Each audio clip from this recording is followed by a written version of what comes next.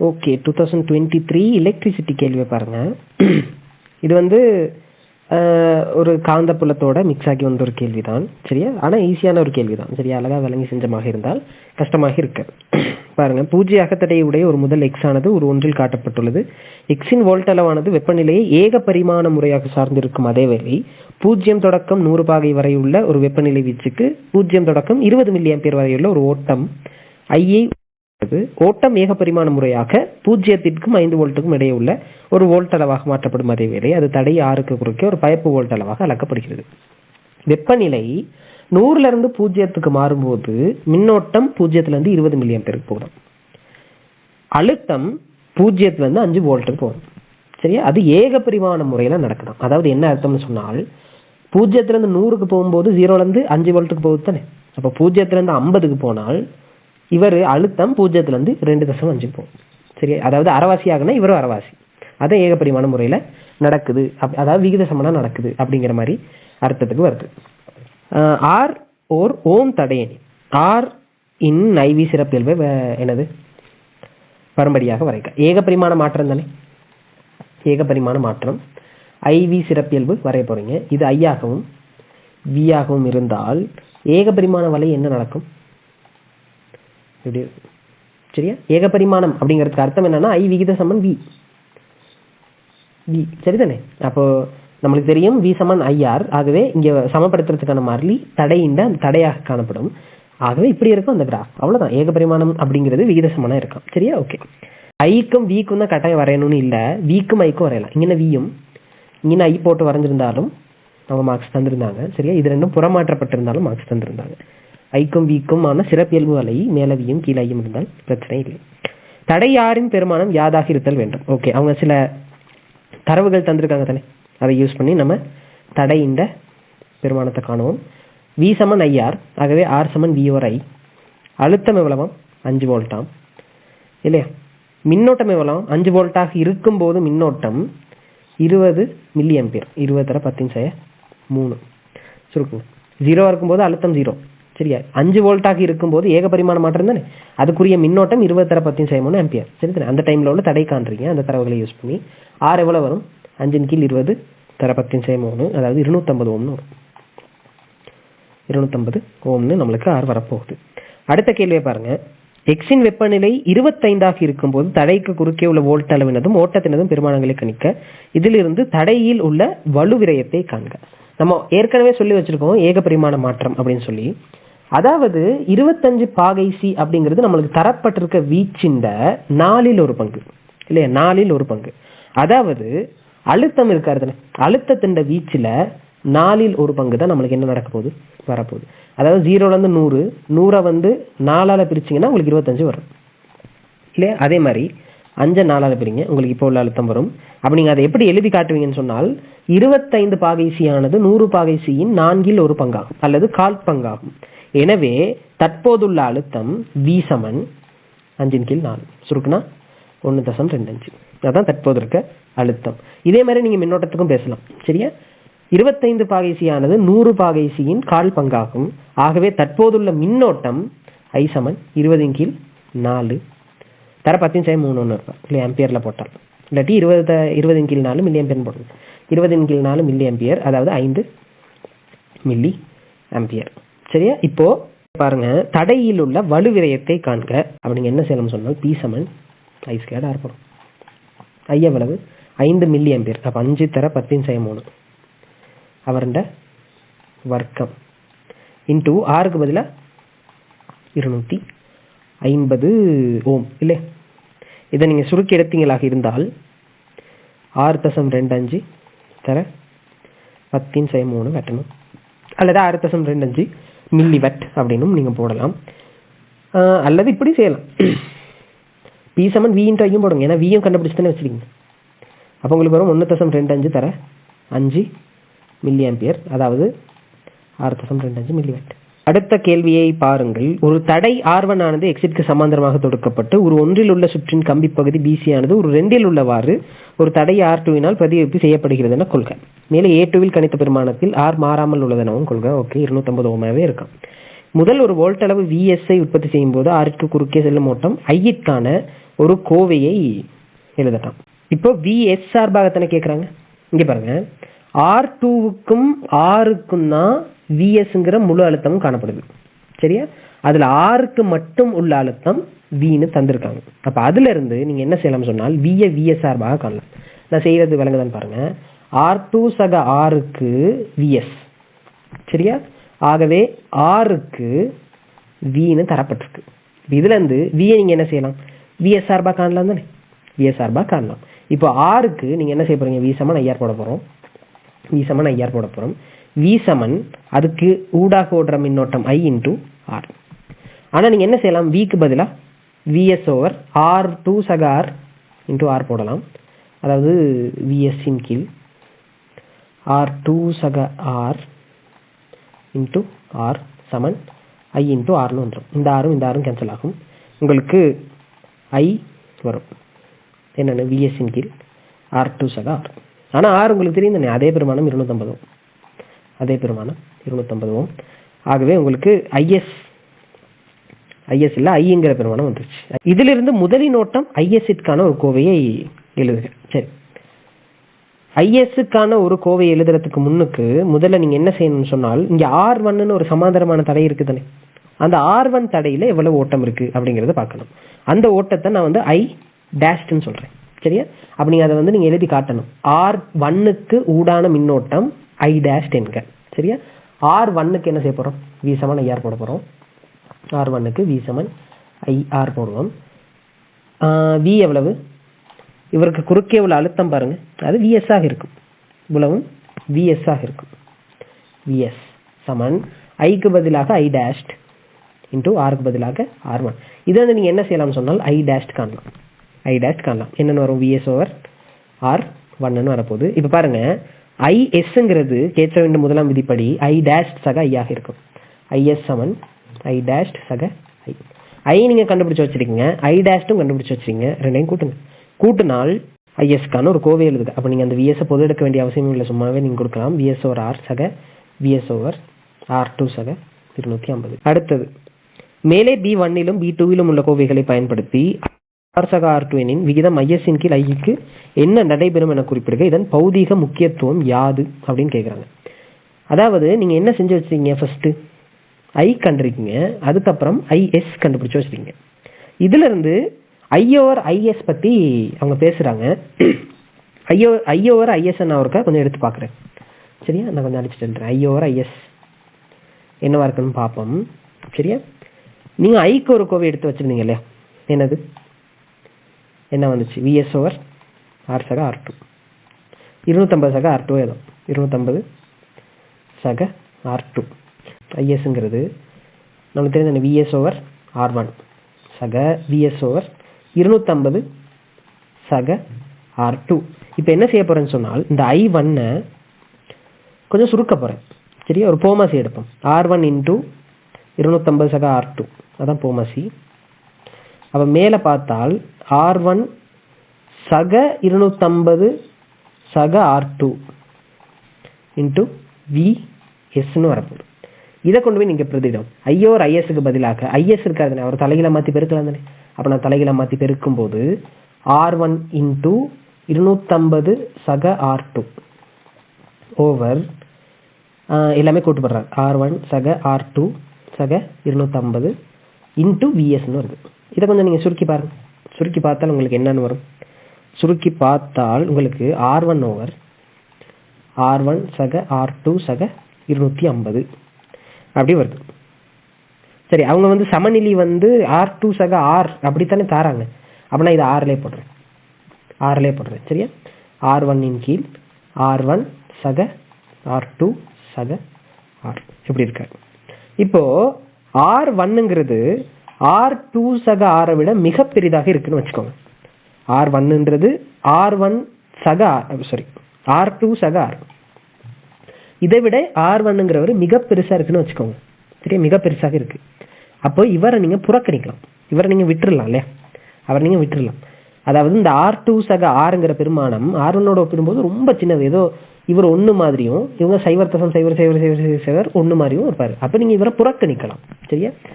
அப்ப நீங்க எழுதுவீங்க R1 மிக பெரிது R2 சக R எனின் IORIS என்னவா இருக்கும்? எனின் IORIS அன்னளவாக R1 ஆக இருக்கும். அது எவ்வளவு? 1க்கு சமனா இருக்கும். R1/R1ங்கிறது 1க்கு சமனா வரும். அதாவது I1ம் ISம் எப்படி இருக்கும்? சமனா இருக்கும் இல்லையா? I1ம் ISம் சமனாக இருக்கும். இந்த தடை ரொம்ப பெருசாக இருந்தால் இந்த பாதை கூட கரண்ட் ஓடாது. முழு கரண்ட்டும் என்ன செய்யும்? இந்த பாதை கூட தான் ஓடும். ஆகவே இங்கே வர்ற IS இங்க இருக்க ஐக்கு சமனா தான் வரும். அது நம்மளுக்கு யோசிக்க முடியும். அதை நம்ம இந்த மாதிரி நிறுவி காட்டுறோம். சரியா? அப்போ நீங்க என்ன செய்வீங்க? இதை விட்டு பிரயோக நன்மை ஒன்று கேட்குறாங்களே, R1 மிக பெரிதாக இருந்தால் சரியா R1 கூடாக எவ்விதமான மின்னோட்டமும் ஓடாது. அதான் நன்மை. அப்படி இல்லாட்டி இப்படி எழுதலாம், முதலினால் உற்பத்தி செய்யப்படும் மொத்த மின்னோட்டமும் R2க்கும் Rக்கும் ஊடாகவும் மட்டுமே ஓடும், R1 கூடாக ஓடாது. சரியா? அதான் நன்மை. அல்லது நீங்க இப்படியும் சொல்லலாம், இந்த R1 ஒரு லட்சியமான வோல்ட்மானியை ஒத்ததாக இருக்கும். அடுத்த கேள்வி பாருங்க, இதுதான் ஒரு கொஞ்சம் இன்ட்ரெஸ்டிங்கான ஒரு கேள்வியாக இருந்தது.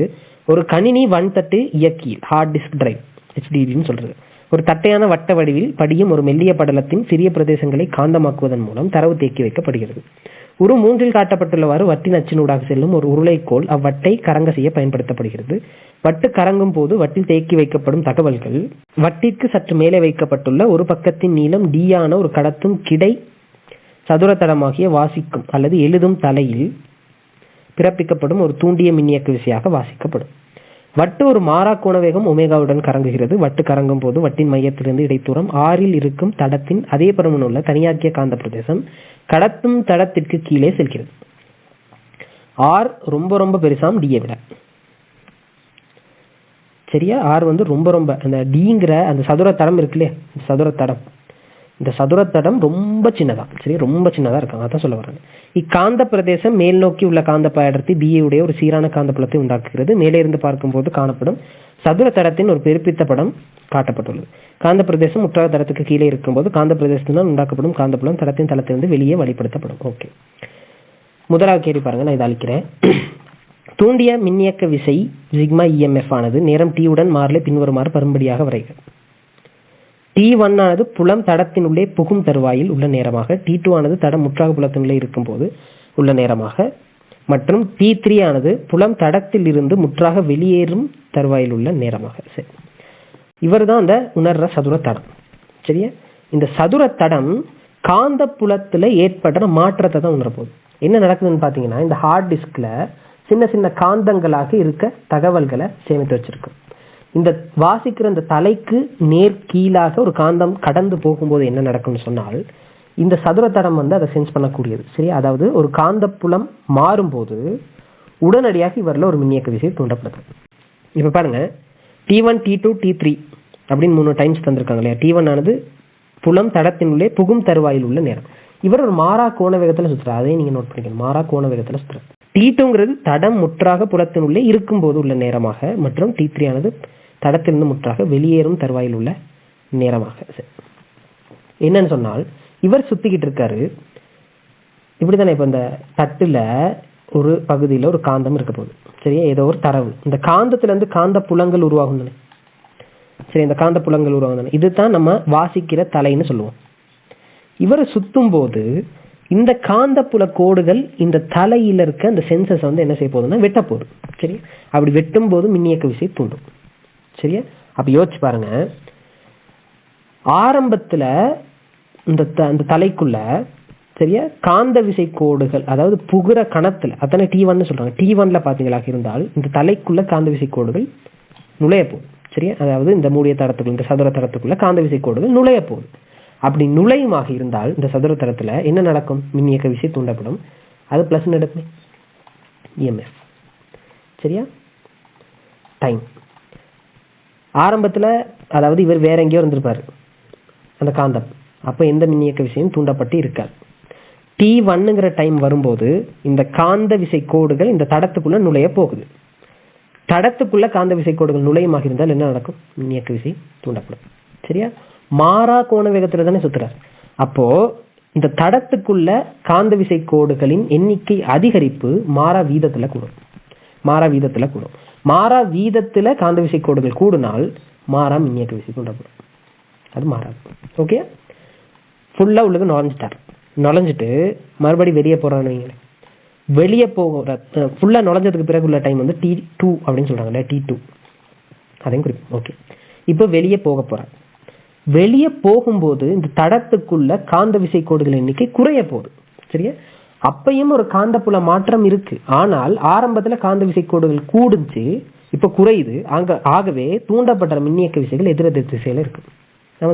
ஆரம்பத்துல கூடுச்சு, அதை எதிர்க்கும் முகமா மின்னியக்க விசை தூண்டப்பட்டிருக்கும். இப்ப குறையுது, அதை எதிர்க்கிற முகமா எதிர் திசையில மின்னியக்க விசை தூண்டப்பட்டிருக்கும். ஆகவே இப்ப இருக்க இயக்க விசை இந்த திசை மைனஸாக இருக்கும். சரியா?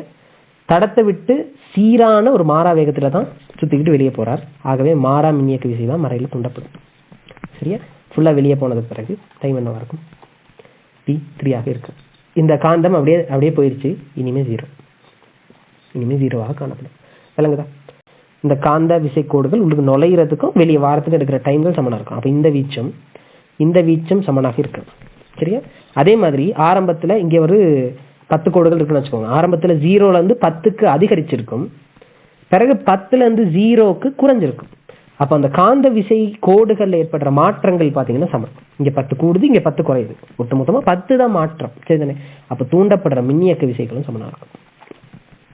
திசை எதிராக இருந்தாலும் தூண்டப்படுற மின்னியக்க விசைகள் சமனாக இருக்கும். ஒன்னு பிளஸ்ல இருந்தா இன்னொன்னு மைனஸ்ல இருக்கும். அவ்வளவுதான். சரியா?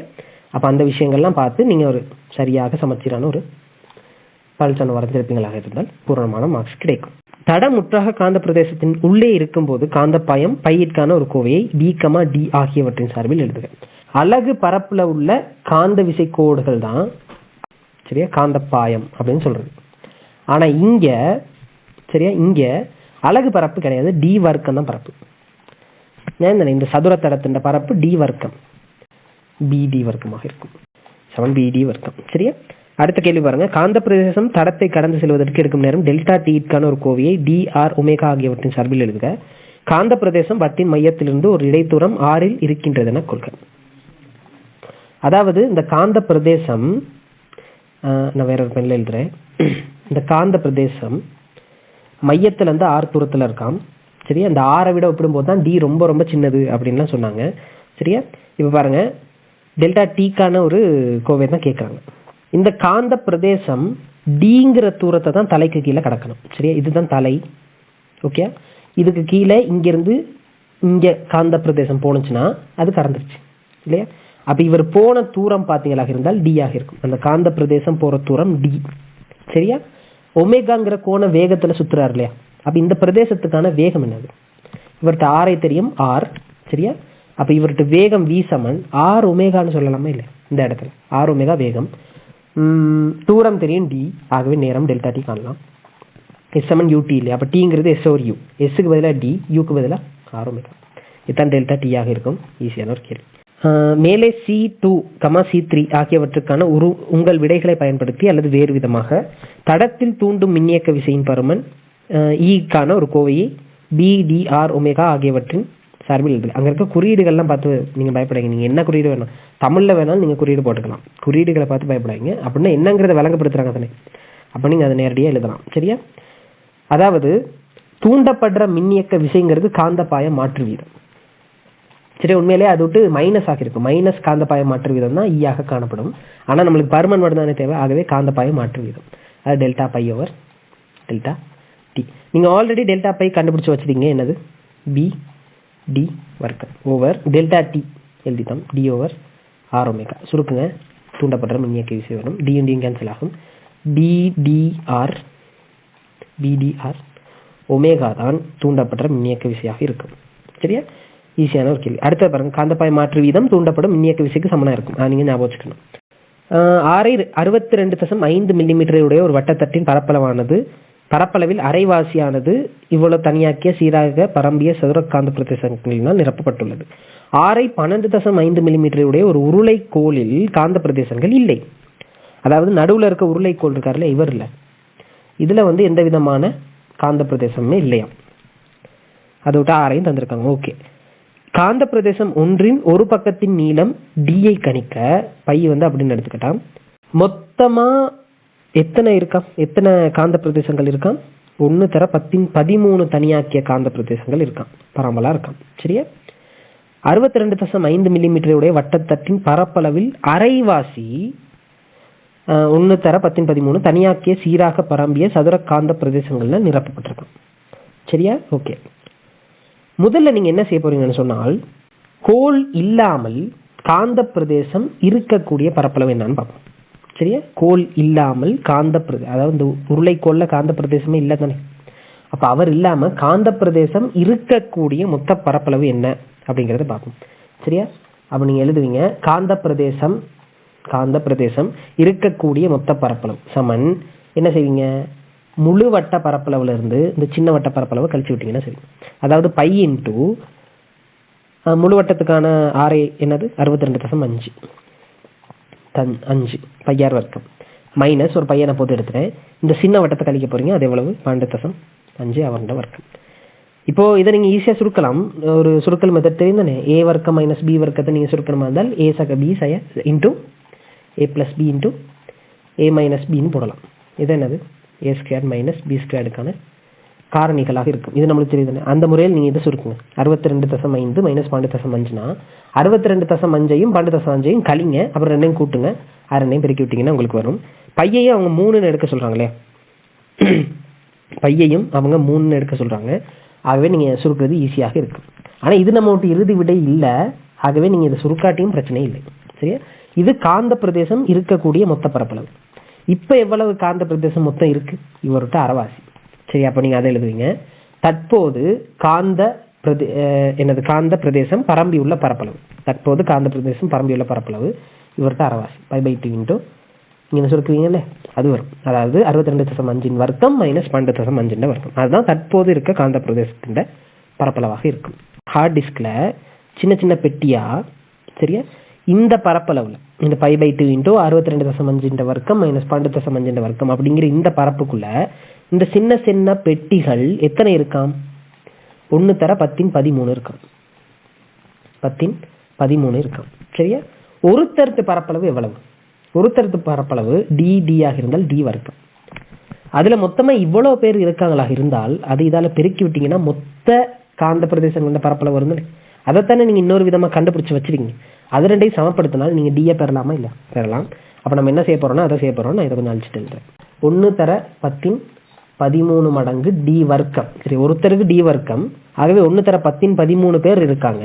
அப்ப அதுதான் மொத்த பரப்பளவாக இருக்கும். அதுதான் நம்ம இன்னொரு விதமா π/2 இன்டூ 62.5 வர்க்கம் மைனஸ் 12.5 வர்க்கம். சரியா? 62.5 இருந்து 12.5 போனா எவ்வளவு, 50 கழித்தல் சக கூட்டல் 62.5ஐயும் 12.5ஐயும் கூட்டினா எவ்வளவு, 63.75. இப்படிதான் வரப்போகுது. இங்கே சுருக்குனீங்கன்னா 25 தர 25 தர 3ன்னு வரும். இன்னொரு 3 இருக்காரு. அதாவது 625 தர 9, 625 தர 9, அதன் கீழ் 1013. அதான் உங்களுக்கு டி வர்க்கம்னு வரும். சரியா? இப்போ நீங்க வர்க்கங்களாக நீங்க இவரை மாத்தி வச்சுக்கிட்டீங்கன்னா ஈஸி. அல்லது அவங்க ஒரு ஹிண்ட் தந்திருக்காங்க இல்லையா, 562.5 சமன் அதுக்கு ருட் எடுத்தா 24 வரும். இதை நீங்க சுருக்குறீங்கன்னா அவர் வருவார். கீழே ஒரு 10 வெட்டிட்டீங்க இல்லையா, அப்ப கீழே ஒரு 10/12 தான் இருக்கும். அவர் மேல வந்தா 10/12 வந்திருப்பாரு. அதுக்கு ருட் எடுத்தா 10/6 ஆகிடும். சரியா? 10/6 அப்ப டி உங்களுக்கு வரும். இதுக்கு பெருமானம் 24 தராங்க. 10/6 இல்லையா, 10/6 என்ன அலகுல வரும் அதை நீங்க பார்க்கணும். இங்க நீங்க பரப்பளவுகள் காண்றதுக்காக நீங்க போட்டீங்க இல்லையா 62 இது அதாவது 62.5 வர்க்கம் மைனஸ் 12.5 வர்க்கம் அப்படின்னு போட்டீங்க இல்லையா, என்ன அலகுல போட்டீங்க, என்ன அலகு அது, மில்லிமீட்டர். அப்ப இதை மில்லிமீட்டர் வர்க்கத்துல போட்டிருக்கீங்க, இதை மில்லிமீட்டர் வர்க்கத்துல போட்டிருக்கீங்க. அப்ப நீங்க பிரதியிட்டது எல்லாமே மில்லிமீட்டர்ல. ஆக இங்க வர்ற டிஎம் மில்லிமீட்டர்ல தான் இருக்கும். சரியா? மில்லிமீட்டருங்கிறது 10/3 மீட்டர். சரி, ஆகவே நீங்க மொத்தமா பாத்தீங்கன்னா டிங்கிறது 24 தர 10/9 மீட்டர். அது என்னன்னு சொல்லலாம், நானோமீட்டர் சொல்லலாம். 24 நானோமீட்டர் இல்லையா?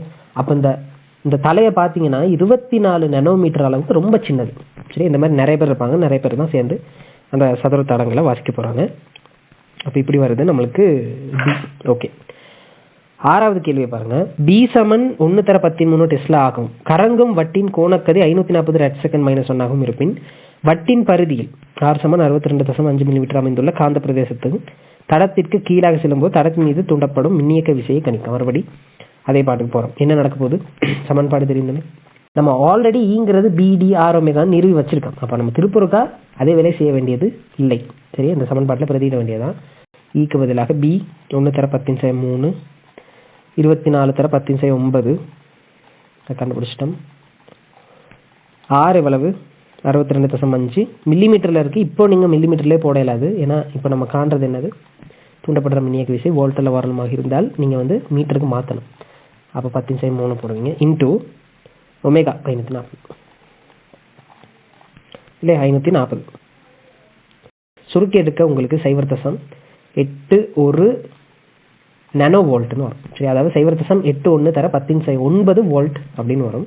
அதாவது 0.81 தர 10⁻9 வோல்ட்டுங்கிறதுக்கு பதிலாக 0.81 நானோ வோல்ட் அப்படின்னு போடலாம்.